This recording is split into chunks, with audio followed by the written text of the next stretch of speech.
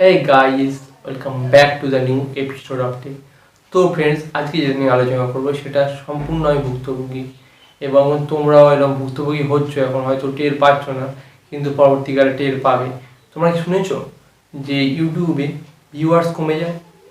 তোমার যে একটা ভিডিওর ভিউয়ার্স ধরো 300-350 ছাড়িয়ে গেছে, 5 দিন 6 দিন পর ভিউজটা কমে যাচ্ছে। মানে যখন তুমি দেখছো তোমার ভিউজ দেখছো 100-150 এরকম হতে পারে না, তোমরা ভাবছো, কিন্তু ঠিক আমার সেই এরমটা করে। আমরা একটা ভিডিও বানিয়েছিলাম, একটা মাইফি ফার্স্ট ভ্লগের উপর ভিডিও বানিয়েছিলাম। ভিডিওটা খুব তাড়াতাড়ি ভিউজ বেড়েছিল, তো সেটা 350 উপরে ভিউজ চলে গেছিলো 2-3 দিন পরে।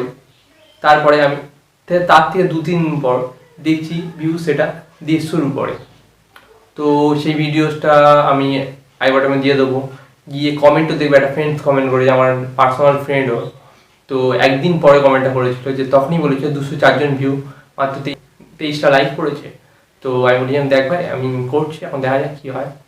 তো সে কমেন্টটাও দেখতে পারো। এখন এটা ভিউজ দেখো 177 হয়ে গেছে। তো এটা কেন হচ্ছে এটা তোমাদের জানা দরকার। এটা আমি ভুল করেছি, তোমাদের আমি সাজেস্ট করবো যেন না এরকম ভুল করো। ভুলটা হলো আমরা হোয়াটসঅ্যাপের স্ট্যাটাসে দিই।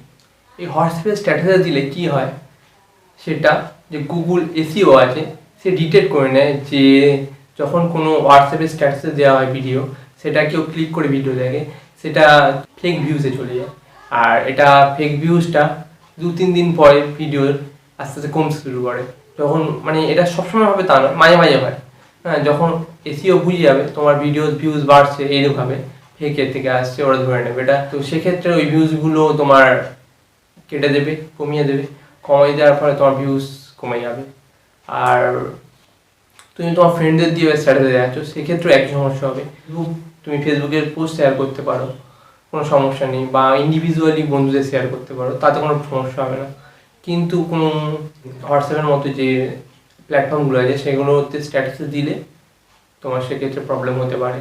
তো আমি সাজেস্ট করবো দিও না, কেউ ইন্ডিভিজুয়ালি শেয়ার করো এবং ফেসবুকের পেজে শেয়ার করো বা ফেসবুকের প্রোফাইলে শেয়ার করতে পারো, ফেসবুকের লিঙ্ক অ্যাড করে দাও ইউটিউবে, এইভাবে ভিউজ আনতে পারো। ওকে, তাহলে তোমার সমস্যাটা কম হবে। এবং আমরা সবাই জানি আমাদের ভিউজ সবার চাই, সেই জন্য আমরা অনেক কিছু করার চেষ্টা করি, ভিউজ আনার চেষ্টা করি, কিন্তু আমাদের ইন্টেনশন তো নয় ভিউজ কমানোর। তো আমরা এরকম করলে ভিউজ কমে যাবে। বুঝতেই পারছো আমি কী বোঝাতে চাইছি। এই জিনিসটা সবার মধ্যে শেয়ার করো, সব বন্ধুদের মধ্যে শেয়ার করো যারা ইউটিউব নতুন শুরু করছে।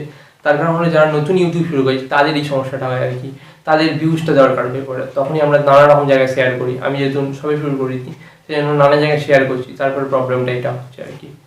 তো ফ্রেন্ডস, আজকের জন্য এই পর্যন্ত, টাটা।